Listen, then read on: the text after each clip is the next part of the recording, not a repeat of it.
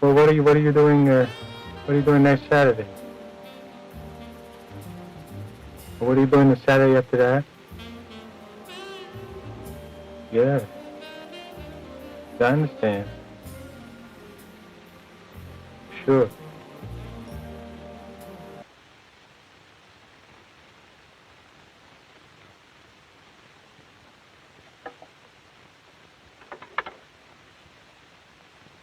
We thought that the Marty was based upon a lot on Paddy Chayefsky. Of course, we didn't go up and ask him because since it was about such a lonely man, it would have been a rather embarrassing situation for all of us.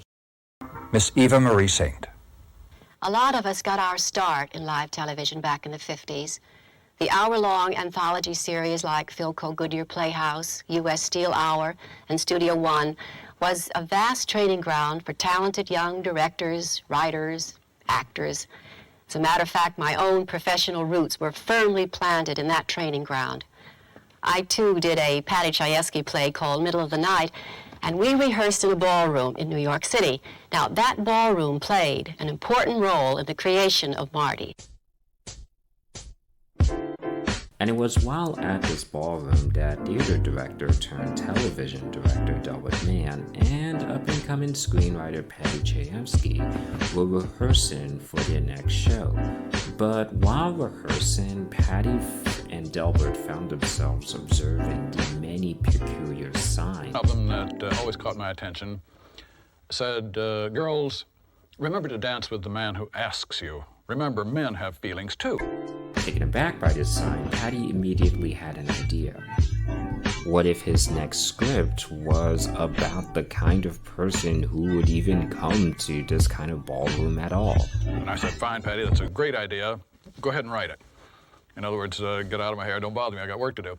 But in spite of this meeting, Delbert was never intended to be the director of this proposed idea.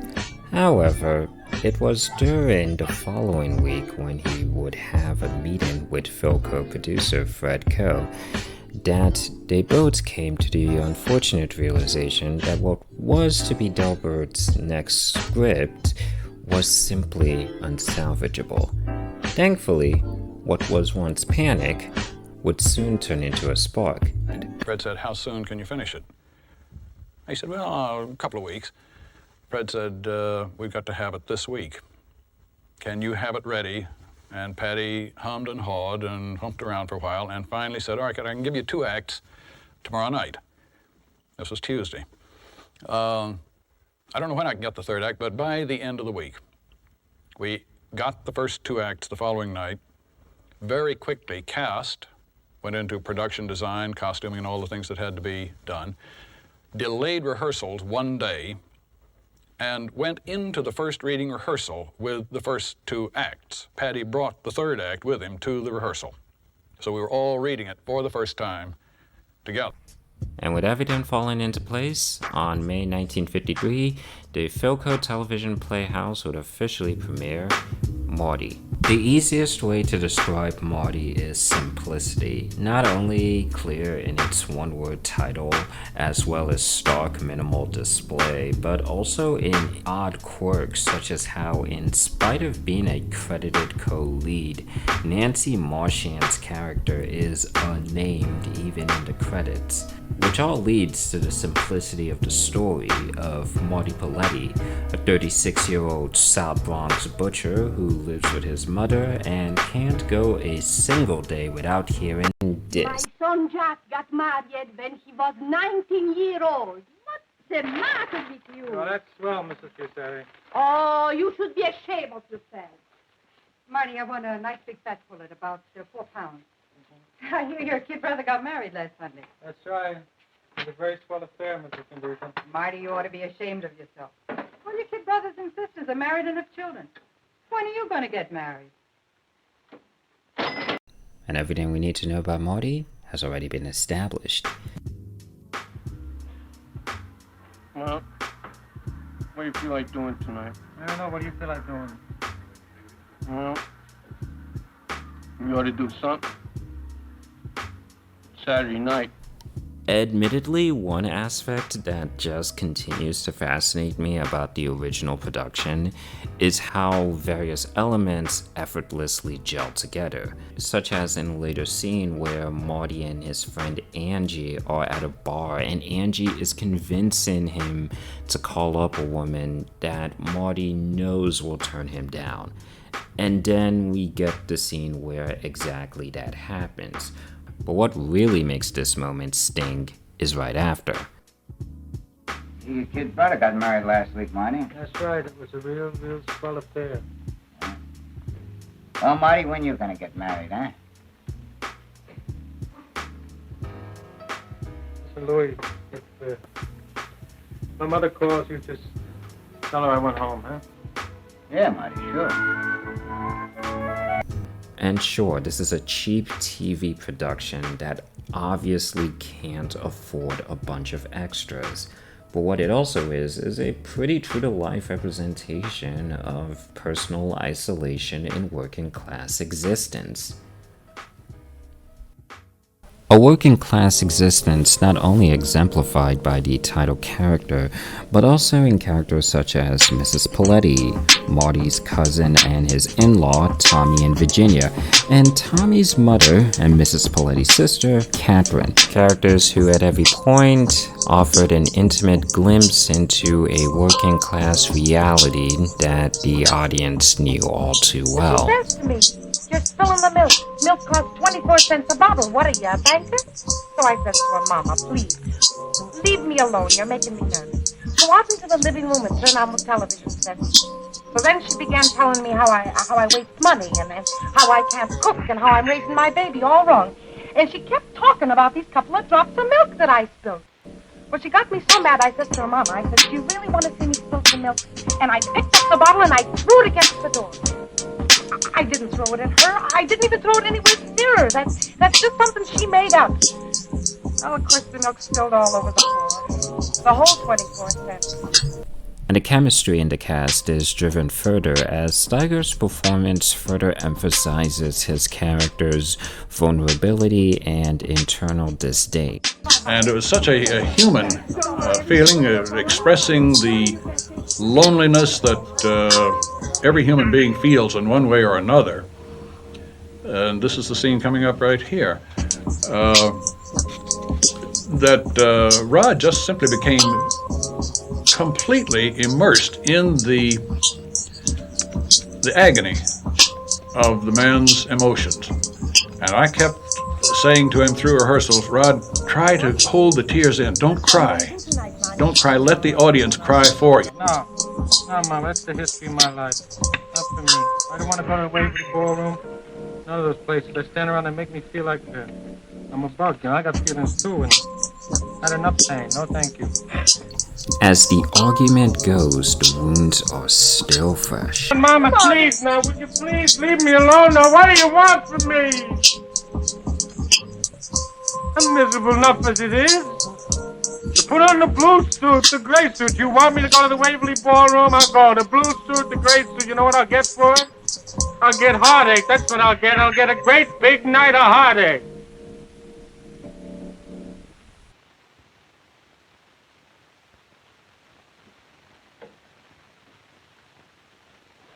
You got it. You got it. You got it. You got it. You got it. You got it. You got it. You got it. You got it. And yet it's on this Saturday night that Marty and Angie still find themselves looking for a turning point. And yet with Marty, within a flash, this moment... Listen, I got hooked up on a blind date tonight, and I got a dog, see? And while I was here, I met up with some nice-looking chick, and I'd like to figure out some way to get rid of the dog. Let me take her home, you know what I mean? I give you $5 to take the dog home for me. Ends up leading to that moment. Are you kidding? No, I ain't kidding. You can't do that. You just can't go ahead and walk out on a girl like that. And this progression...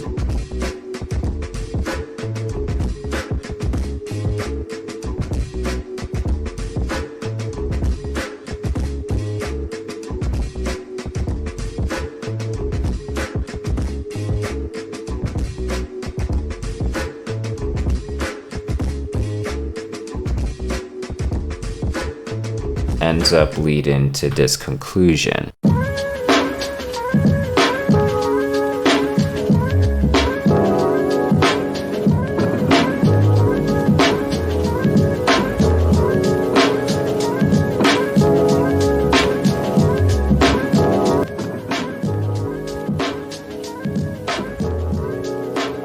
The last time I was here, the same thing happened to me. That's so. Not exactly the same. The last time I was here was about 4 months ago. See that girl sitting over there in the graveyard? Yep. That's what I said. I sat there for about an hour and a half without moving a muscle. And now and then some fellow would sort of walk up to me and then he'd change his mind. I just sat there with my hands in my lap. About 10 o'clock, a bunch of kids came swaggering in. They were leering at all the girls down the wall. I thought they were kind of cute. As they passed by me, I smiled at them. And one of the kids said to me, "Forget it, ugly. You ain't got a chance." And I burst out crying. I'm a big crier, you know. Well, so am I. Though her character was only credited as the girl, Nancy Marchand's portrayal is a reminder of why she was second billed after Steiger, in a scene that not only shines due to Rod and Nancy's chemistry, but also due to the stark vulnerability at the heart of Chayefsky's story. A vulnerability that rears its head whether in a scene with two strangers bonding over past heartache, two sisters and their awareness of their twilight years, or a mother unsure of her place in her son's future. Interesting shifts that take the story to fascinating questions, though admittedly it's only interested in answering one. But so the story ends. End. Except not exactly.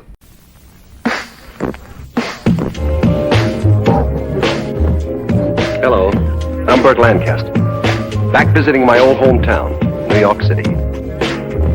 Unsurprisingly, the acclaim and attention that would follow Marty would also come with Hollywood interest, in the form of a big movie star and his producing partner Harold Hecht. And while Chayefsky was interested in their offer of taking their story from the small screen to the big, one major requirement he had was the return of Delbert to the director's chair. But this would also bring in further questions into how much the film should resemble its small screen counterpart. When we made the transition to do the film for theater under the producership of Harold Hecht, Patty and I wanted the original cast in the worst kind of way. We wanted Rod and Nancy. We wanted everybody.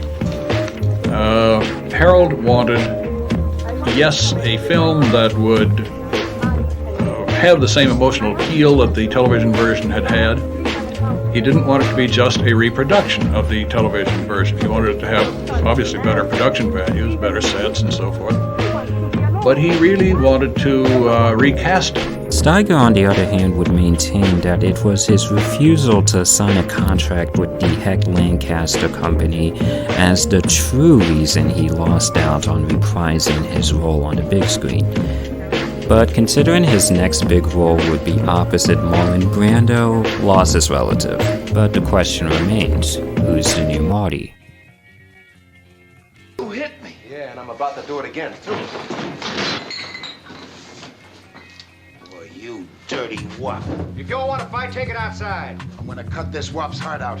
Anybody steps in here, I give it to him first. Mainly known for playing villains, Borgnine had acted alongside Lancaster in From Here to Eternity, but it will be on their next collaboration, Vera Cruz, that its director, Robert Aldrich, caught wind of Delbert Mann's search for a new leading man. He said, I know of nobody else, he said, but Ernest Borgnine. Are you kidding? He said, this guy's a killer. He just goes around killing people. That's all he does in his pictures, you know. He stabs them to death and do the... No, I said, don't kid yourself. He said, this guy could do it. So they said, okay, we'll take a chance. So they called me in, and they said, we've got a part for you in a picture called Marty. And it will be after Borgnine's audition that it was clear that they found their lead. But finding their co-lead was a different story. While Betsy Blair's work included acclaimed films such as the Academy Award-nominated The Snake Pit, she would still find her career railroaded on account of the Hollywood blacklist, a status all the more ironic considering, in spite of her support for causes championed by the group, she was never actually allowed to join the Communist Party on account of her marriage to a box office superstar. Because the message was that I was married to a very important man, Gene, and that Gene was a good man, you know, and a left-wing man, a Democrat, but he wasn't a communist. And it would cause friction and trouble, and I'd be better off not joining the party. So I didn't. Yeah. Gene, of course, in the meantime, had said he thought I'd be the worst communist in the world. Why? Well, because I was not very good at being told what to do. And while it would take Gene using his clout to strong-arm the studio, in the end, Betsy would be cast. But those are the two leads. What about the supporting characters? There were 3 roles that we simply could not cast. We could not beat the 3 people who were the originators of them. These 2 ladies and Joe Mantell playing Angie. And so they also did the television and the theater versions.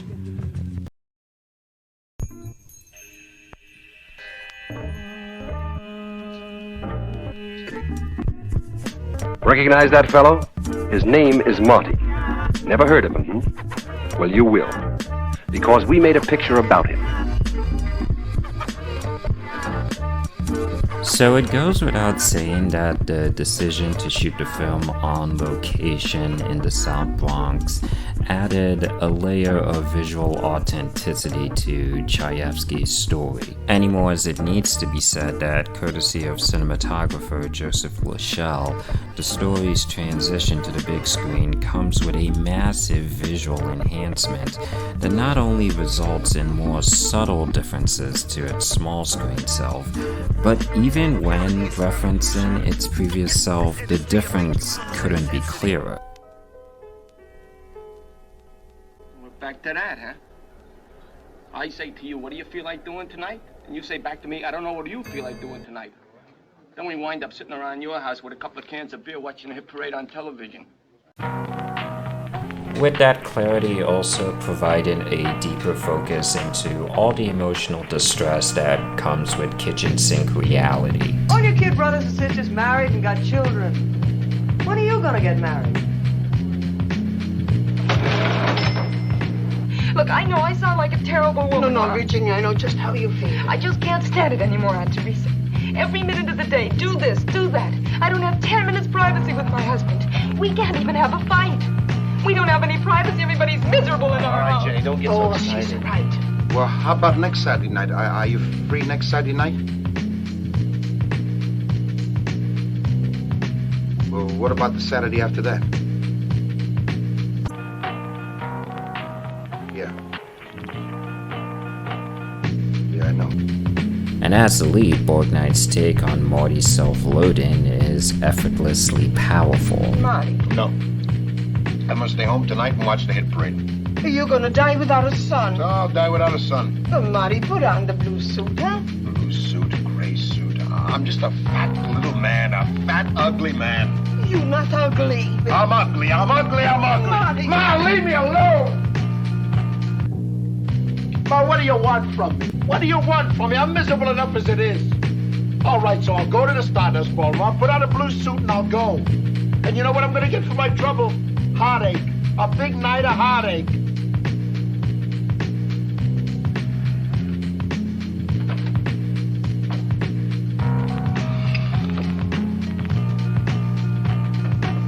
But even with understanding that better production values and superior cinematography are the expected details in an expanded storyline, it does still beg the question of how the actual story evolved into transition. Do you mind about tomorrow afternoon? Well, Millie, you know I always go to the movies with Papa on Sunday afternoon. I know, Clara, but you could have a lot of fun. I want to get some cigarettes. Oh, look, Herb, she's really a real nice kid. Do you like him, Clara?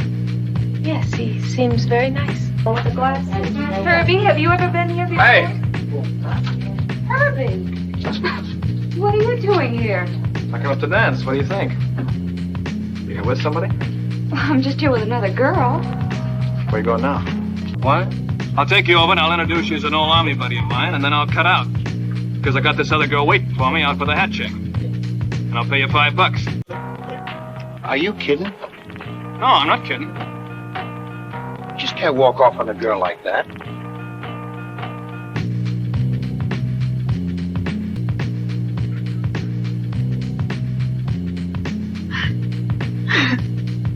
And in that evolution, even the familiar grounds of the story gain new life. See that girl sitting over there in the gray dress? Yeah? Well, last time I was here, that's where I sat. As the storylines transition, unsurprisingly, also results in the expanded focus not only on the new pair, but also the two sisters confronting their approaching twilight years, the couple reckoning with their first major decision as a family, as well as the guy wondering where his friend went. Well, maybe. Hey, Lou, you seen Marty? Oh, I ain't seen him all Maybe, night. for heaven's sake. Where's everybody? And whether a byproduct of how well Lachelle captured New York, or how well Chayefsky and Mann brought further dimension to a story that they had already told. If you were one of my students, I'd say to you, go ahead and buy the butcher shop. You're a good butcher. What are you gonna do if Marty gets married? What are you gonna do? Look, Tommy, I love you, and I know you feel lousy right now. But we're never going to be happy unless we have a chance to work out our own lives. We can't keep talking in whispers like this the rest of our lives. We gotta have some privacy. Marty's polished big screen transition is also an effective exploration of characters grappling with their lives coming to a collision course. Where you think a mother-in-law should go? Well, I don't think a mother should depend so much upon her children for her rewards in life. Well, that's what they teach you in New York University. In a real life, it no work out like this. You wait until you are a mother. With its sensitive look at its working class characters being a major factor in Blair's involvement, who was ecstatic to be a part of a film that felt removed from the glamorous Hollywood lifestyle she had grown apathetic to. And I guess I was some kind of oddball. I don't know why I just never bought the Hollywood system. I didn't want a swimming pool. I didn't want a fancy car. And after 2 winter trips to New York, where I enjoyed the warmth of my mink coat, I didn't even want it. I traded it in for a Nutria jacket for my mother, a white mink shoulder wrap for premieres, and a dark green rabbit fur coat for me. I guess I was my mother's child, a Democrat.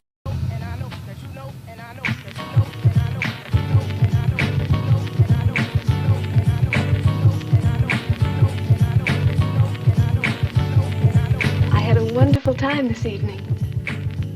I met a fellow. He's a butcher.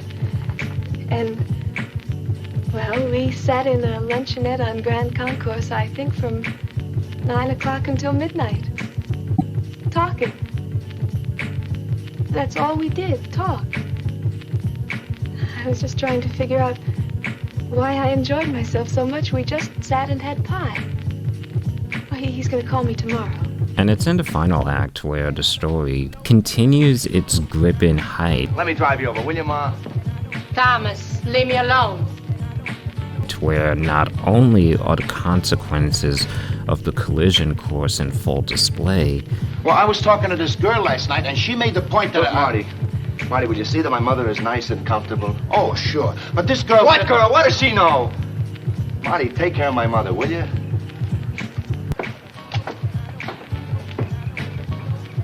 but whether with trepidation You'll see. In a couple of months, you're gonna be an old lady sleeping on a couch in your daughter's lost house. affirmation,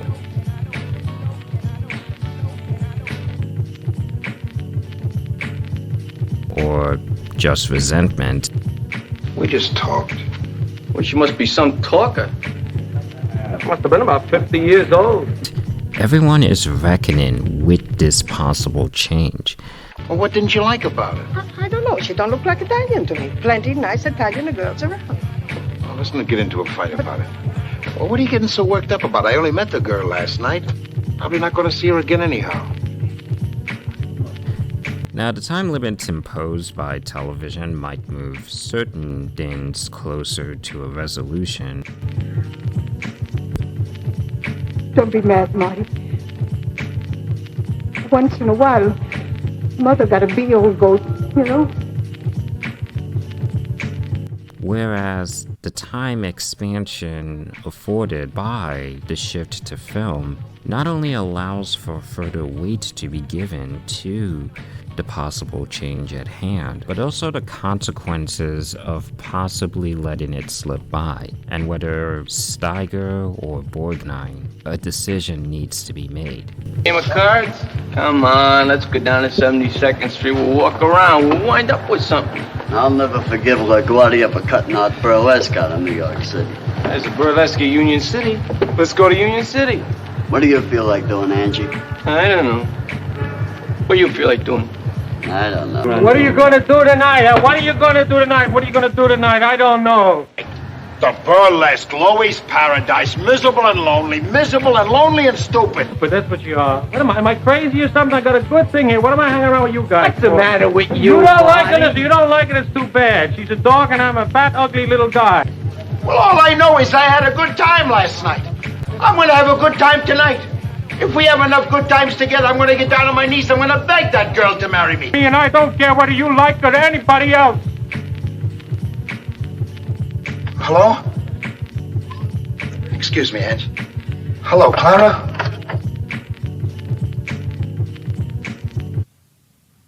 And so the story ends. Except, once again, not exactly, because as fascinating as this story's journey from television to film is also its place in the further journeys of the people responsible for bringing it to life.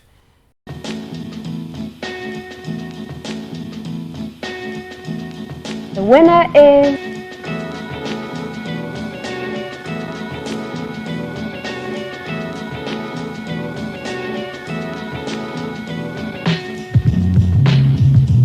How in hell am I going to tell this boy Schaefer's parents? That a substitute nurse assassinated him because she couldn't tell the doctors from the patients on the floor? My God! Television is not the truth. None of it is true. So turn off your television sets. Turn them off now. Turn them off right now. Turn them off and leave them off. Turn them off right in the middle of the... The winner is Patty Chayefsky for Network. It's a special privilege and especially gratifying, this particular award, considering the very high caliber of all the other nominations in this category. And I most respectfully want to thank all of you very, very much indeed. I would like to thank my wife, Sue, and my son, Dan, for their indestructible support and enthusiasm, for their ideas, their discussions, their stimulation, and for their very presence. My gratitude and my love. Thank you.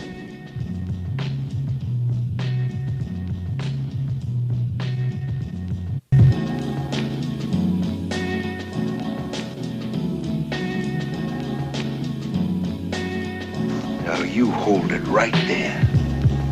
This war was not started for your private gratification, and you can be damn sure that this army isn't being run for your personal convenience either. Ernest Borgnine as General Worden. I'm tired of seeing generals portrayed as desk-bound pen pushers, says Borgnine. So I've played Worden as a rough professional soldier.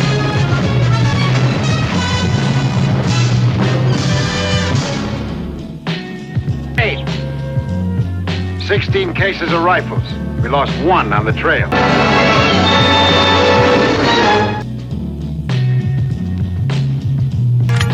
What is it, Chief? Hello?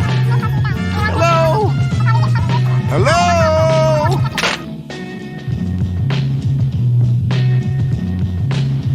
Your kid's brother got married last week, Marty. That's right. It was a real swell affair. Well, Marty, when you gonna get married, huh?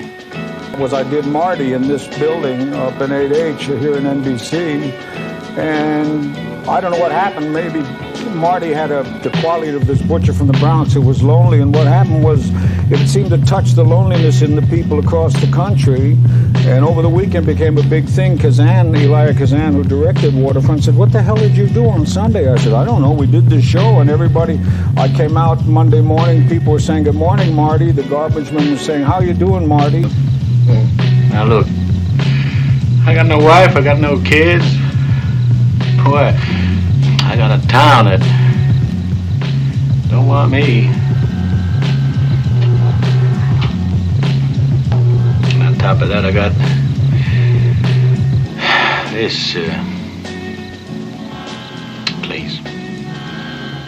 Don't you think that'd drive a man to taking a few drinks? Rod Steiger in the heat of the night. Thank you. I would like to thank the people, the public, who have been so kind to me. Thirdly, I'd like to thank Norman Jewison for his giving an act of freedom to make a mistake. Fourthly, and most importantly, I'd like to thank Mr. Sidney Poitier for the pleasure of his friendship, which gave me the knowledge and understanding of prejudice in order to enhance my performance. Thank you, and we shall overcome. Oh, these are the terrible years for a mother. The terrible years. Well, you shouldn't feel too harshly against the daughter-in-law. If she wants a house to clean and children to cook for, too. Mother, you don't understand. We're not going to have a bad marriage, and I'm not going to shovel sherbet. But I would be happy doing it if Diane were at my side. Oh, Fraser, I never realized how much this woman meant to you. Of course, I don't really understand why. Well, I've been forgetting things lately. You'll find that it'll happen to you soon, too. That's terrific timing. Right after the move on, your son goes in the toilet. I don't know what you're talking about. And the winner is Nancy Marchand of Blue Grass. I'm standing up here, and I guess that I want to say thank you very much for liking the show that we all put together. I learned something in stroke for which I am more grateful than anything else. I learned how hard it is to have the will and the courage to be. My God, what monumental people we fragile human beings are. I think we're all wonderful. Thank you.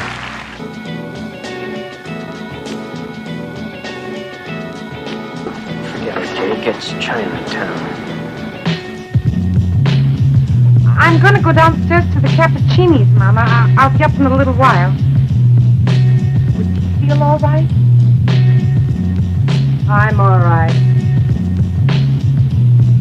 And people always stopped you on the street. The garbage man used to yell out, "Hey, Betsy, saw you on television last night." And I'd say, "Hey, garbage man, I'm glad. Did you like it?" Steve should never have opened this place again. There's been too much trouble here. Did you know that a young boy drowned the year before those two others were killed? The counselors weren't paying any attention. They were making love while that young boy drowned.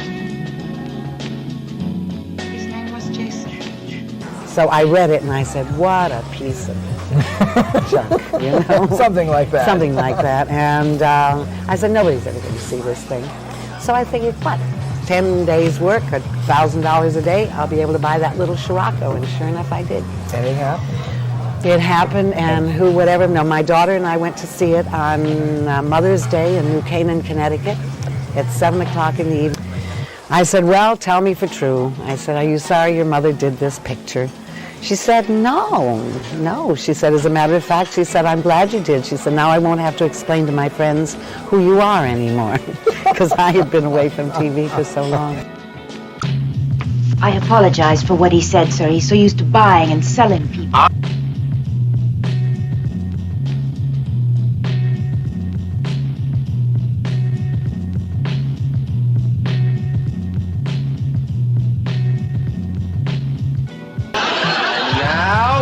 Ready, Mr. Hoffman? Now, here he is, Jerry Paris.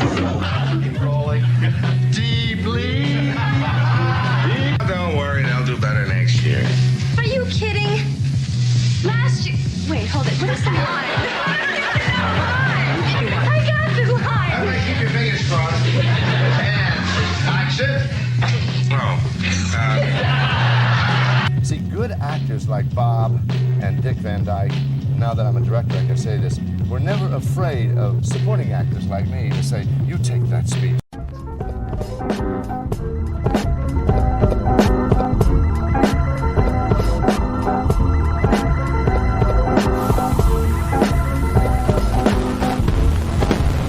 And still, everything aside, 7 decades later, the quality of the story still speaks for itself.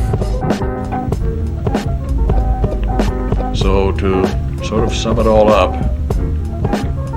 I feel totally blessed, totally fortunate to have been able to have my hands on this piece of material